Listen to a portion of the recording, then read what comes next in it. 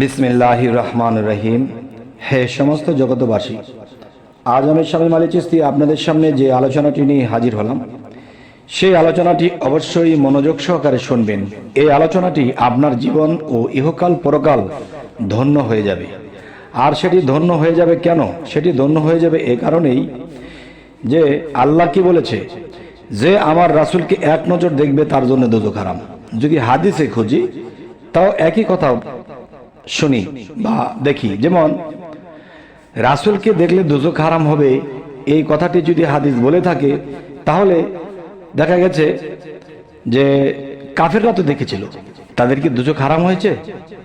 আচ্ছা, আবু জাহেল তো একটা কাফের ছিল, নবীকে মানেনি, তাহলে সেও তো দেখেছিল, তা বলে কি তার দোজখ হারাম হবে? এই কথাটা অনেকেই বলতে পারেন। আর এই কথাটা কারা বলবে? যারা একটু বাঁকা টাইপের লোক এবং যারা ধর্মের প্রতি, আল্লাহর প্রতি বিশ্বাস কম, তারা এ ধরনের কথা বলে ফেলবে। তাই তাদের উদ্দেশ্যে আমি যে কথাটি বলবো, দেখুন, যে আপনি একটা মেয়েকে খুব ভালোবাসেন, এখন একে এক নজর দেখলেই আপনার শান্তি লাগে। কেন শান্তি লাগে? এই কারণেই যে আপনি তাকে ভালোবাসেন। আর যারা সাধারণ মানুষে দেখতেছে, তারা তাকে ভালোবাসে না, দেখলেই কি না দেখলেই কি। ঠিক তেমন করে রাসূলের প্রতি যাদের প্রেম আছে, মহব্বত আছে, ভালোবাসা আছে, দুরূদ পাঠ করে চোখের পানি ফেলায়, তখন কিন্তু সেই ব্যক্তি যদি দেখে, তাহলে প্রেমের নজরে দেখবে, ভাবের নজরে দেখবে, ভালোবাসার নজরে দেখবে। আর সেই দেখাতে তার দোজখ হারাম হয়ে যাবে। তবে হে সমস্ত জগৎবাসী, যে আজকের আলোচনাটা কি, যে আপনি কোথায় লুকিয়ে থাকলে, কোথায় পালিয়ে থাকলে আপনি রাসূলের সাক্ষাৎ পেয়ে যাবেন এবং আপনার দোজখ হারাম হয়ে যাবে। সেই জায়গাটি কোথায়? সেই জায়গাটি হলো, দেখুন, মানুষ কিন্তু পৃথিবীতে আল্লাহর ইবাদত করতেছে, রাসূলের নামে দুরূদ পাঠ করতেছে, রাসূলের জন্য কাঁদতেছে, কিন্তু দেখা যায় সেই মানুষটি মানুষকে বলে বেড়ায় যে আমি রাসূলের জন্য কাঁদি, আমি আল্লাহর ইবাদত নিয়মিত করি, আমি মানুষকে দান খয়রাত করি, আমি মানুষের উপকার করি। ওই যে ব্যক্তিটি দেখছেন, এই ব্যক্তিটিও এক সময় বিপদে পড়েছিল, আমি তাকে উদ্ধার করেছি। তাহলে বোঝা গেল কি, তিনি প্রকাশ হতে চান যে তিনি পরোপকার করেন, তিনি আল্লাহর ইবাদত করেন, তিনি রাসূলের জন্য প্রেমে পাগল, এটি তিনি প্রকাশ করতে চান। তার মানে নিজেকে লুকানো তিনি থাকেন না, যে আমি রাসূলকে জানি, রাসূলকে ভালোবাসি, রাসূলকে পাওয়ার জন্য আমি এত কিছু করি। এটা আপনি জানেন, এটা আপনার অন্তরে থাকবে। আপনি আল্লাহর ইবাদত করেন, সেটিও আপনার অন্তরে থাকবে, প্রকাশ নয়। যেমন একটা জিনিস, যদি আপনারা কেউ বলেন তো ইবাদত করলে তো মানুষে দেখবেই, দেখেন, একটা হলো দেখানো ইবাদত, আরেকটি হলো গোপন ইবাদত। আচ্ছা, দেখেন, প্রকাশ্যে মানুষ যখন আল্লাহর ইবাদত করে, তখন দেখা যায় কি, সবাই সবাইকে দেখছে। যে আইন, শরীয়ত শব্দের অর্থ কি? আইন, আইনের ইবাদত করতেছে। এই আইনের বাহিরে কিছু ইবাদত আছে যা গোপনেই করতে হয়, আর গোপনেই মাওলার সাক্ষাৎ হয়। আচ্ছা, তাহলে দেখা যায় যারা গোপনে ইবাদত করে, তারাও এটাকে প্রকাশ করছে যে আমি গোপনে রাতের 3টা বাজে উঠে আল্লাহকে ডাকি, রাসূলের দরুদ পাঠ করি, রাসূলকে ভেবে ভেবে আমি কাঁদি।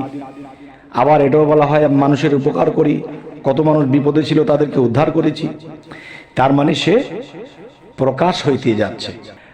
তখনই কি হয়, সে রাসূলকেও পায় না, আল্লাহকেও পায় না। কেননা আল্লাহ কিন্তু এটাও বলেছে, রাসূল কিন্তু এটাও বলেছেন যে দেখো, তোমরা ডান হাত দিয়ে দান করো, বাম হাত যেন জানে না। আচ্ছা, আবার আমাদের মধ্যে দেখা যায় 4 জন নবী শ্রেষ্ঠ, এর মধ্যে ঈসা আলাইহিস সালাম কি বলেছেন? তোমরা অভাবের তাড়নায় পড়ে না খেয়ে আছো, তাহলে মনে করে নিও এটা আল্লাহর পরীক্ষা। তোমাকে কিন্তু আল্লাহ সবসময় না খাইয়ে রাখবেন না। তিনি এটিও বলেছেন যে দেখো, পাখিরা কিচিরমিচির করছে, কত আনন্দে আছে। তাদের কিন্তু গোলা নেই, তাদের কোনো খাবার জমা নেই, তাদেরকে কি পিতা খাওয়ায় রাখতেছে না? তাহলে আপনি তো মানুষ পৃথিবীতে, আপনার এই উক্ত না হয়েছে, পরের উক্ত আপনার খাবারের ব্যবস্থা অবশ্যই আল্লাহ করবেন। কিন্তু এটিও বলেছেন তিনি, তুমি যদি কখনো ক্ষুধার্ত হয়ে থাকো, শরীরটা জীর্ণশীর্ণ হয়েছে, তোমার ঠোঁটে একটু তেল লাগিয়ে চকচকা রেখো, মানুষকে বুঝতে দিও না যে তুমি না খেয়ে আছো। এই ধরনের ইবাদতকারী আছে, সে না খেয়ে থাকলে বা অভাবে থাকলে, টাকা পয়সা না থাকলে, আল্লাহ তুমি চাইলা না, আল্লাহ তুমি দেখলা না, এই যে কথাগুলো বলা হয়। আল্লাহ কি বলেছে? ওয়াল্লাযী খালাকাল মাউতা ওয়াল হায়াতা, যে আমি মানুষের মৃত্যু ও জীবন সৃষ্টি করিয়াছি পরীক্ষা করার জন্য, তোমাদের মধ্যে কে কর্মে উত্তম। তাহলে পরীক্ষা করার জন্য যদি আল্লাহ মানুষকে সৃষ্টি করে থাকে, তাহলে দেখা যায় সে পরীক্ষা দিতে যাইয়া আমি মাস্টারকে বকতেছি যে এত কঠিন পরীক্ষা, এগুলো কি পারি নাকি? না, আমার থাকবে চেষ্টা, বাদ বাকি কাজটা আল্লাহই করে দেবে। তো এই জন্য আজকের কথাটি, যে যে লুকিয়ে থাকতে পারবে, যে পালিয়ে থাকতে পারবে, সে আল্লাহ রাসূলকে দেখতে পাবে, আর যাকে দেখলে দোজখ হারাম হয়ে যাবে। এখন যে কথাটি বলবো, যে আমি আল্লাহর ইবাদত করতেছি, যেটা গোপনে করার গোপনে করেছি, আমি কাউকে বলবো না। গোপনে আল্লাহর ধন কামাই করেছি, এটাও কাউকে বলবো না। আকাশে চাঁদ উঠলে কিন্তু সকলেই দেখবে, কিন্তু আমি কেন নকল চাঁদ উঠিয়ে মানুষকে দেখাতে চাইব? আচ্ছা, আমি রাসূলকে খুশি করার জন্য আমি রাতের গভীরে দরুদ পাঠ করি, রাসূলকে নিয়ে আমি কাঁদি, এটা কাউকে বলার দরকার নেই। এখান থেকেও নিজেকে আপনি আড়াল করে দেন। নিজেকে আড়াল করে দিয়ে এত রাত দিন ইবাদত করার পরেও আপনি মানুষের সামনে কি বলছেন? যে নবী রাসূলকে কিভাবে খুশি করব, আল্লাহকে কিভাবে খুশি করব। আল্লাহ যদি কবুল করে যায়, যতটুকু পারি অতটুকু যেন আল্লাহ কবুল করে নেয়। আল্লাহর ইবাদত করার মতো, আল্লাহকে খুশি করার মতো ওরকম ইবাদত তো করতে পারতেছি না, শুধু নিরাশায় থাকবেন। আর মানুষ জানবে লোকটা আল্লাহর ইবাদত করতে পারে না বলে সেভাবে বলছে। যাক, আল্লাহ তৌফিক দান করুক। দেখেন, মানুষ থেকে একটু দোয়াও চলে আসে। আর যখন বলবে যে আমি এই কর্ম করেছি, সেই সাধনা করেছি, সেই ইবাদত করেছি, আমি রাসূলের জন্য কেঁদেছি, তখনই কিন্তু সমস্ত কিছু শেষ হয়ে যায়। তো এই জন্য বলেছি, রাসূলকে খুশি করতে হলে, রাসূল যিনি, তিনি মহাপ্রেমিক, সমস্ত উম্মতের জন্য তিনি কেঁদে গেছেন। তাই বলবো কি, তাকে পেতে হলে, তাকে সন্তুষ্ট করতে হলে আমরা কি করব? আত্মত্যাগী হব।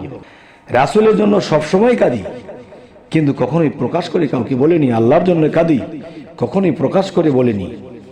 এইভাবে যখন একজন মানুষের জীবন চলতে থাকে, তখন তারা আল্লাহর অনেক কিছু পরীক্ষা পাশ করে তখন তারা উত্তীর্ণ হয়ে যায়। তখন আল্লাহ তাদেরকে কি বলে? যে আমি রাসূলকে, আমার রাসূলকে যে ভালোবাসলো, আমার রাসূল কিন্তু আমার বন্ধু। আমার রাসূলকে যে ভালোবাসলো, সে আমার রাসূলের বন্ধু। আর যে আমার রাসূলের বন্ধু, সে কিন্তু আমারও বন্ধু। সুবহানাল্লাহ। দেখেন হে জগতবাসী, এত সুন্দর ফয়সালা, এত সুন্দর কথা, যে আপনার একজন প্রাণপ্রিয় একজন বন্ধু আছে, এবং আপনার প্রাণপ্রিয় বন্ধুর তারও একজন বন্ধু আছে। এখন সেই বন্ধুর সাথে কিন্তু আপনার পরিচয় নেই, আপনার পরিচয় তার সাথে। তখন সেই বন্ধুকে নিয়ে যখন সেই বন্ধু এসেছে, তখন বলতেছে, বন্ধু ওটাও আমার বন্ধু। আচ্ছা ঠিক আছে, তোমার যদি বন্ধু হয়, সে তো আমারও বন্ধু। তাহলে কি হলো? তাহলে এই পৃথিবীতে আল্লাহর ওলিদেরকে ভালোবাসলে রাসূলকে ভালোবাসা হয়, আর রাসূলকে ভালোবাসলে আল্লাহকে ভালোবাসা হয়। তাই তো আল্লাহ মুহাম্মদ সাল্লাল্লাহু আলাইহি সাল্লামকে বন্ধু বলেছেন, এবং এই পৃথিবীতে ওলিয়া আউলিয়াদেরকেও বন্ধু বলেছেন। তবে আজকের এই আলোচনা এটি হলো যে আমরা পৃথিবীতে যত ইবাদতই করি গোপন রাখবো, এবং নিরাশায় থাকবো যে আল্লাহ বুঝি আমার ইবাদত কবুল করেনি, আল্লাহর কাছে কত পাপ করেছি, আল্লাহকে কি সন্তুষ্ট করতে পারবো, আল্লাহর অত ইবাদতকে করতে পেরেছি, এই নিরাশ করবেন। তখন আল্লাহ বলবে যে সে তো অনেক ইবাদত করে, অনেক সাধনা করে, তারপরেও বলে সে করতে পারিনি তেমন একটা।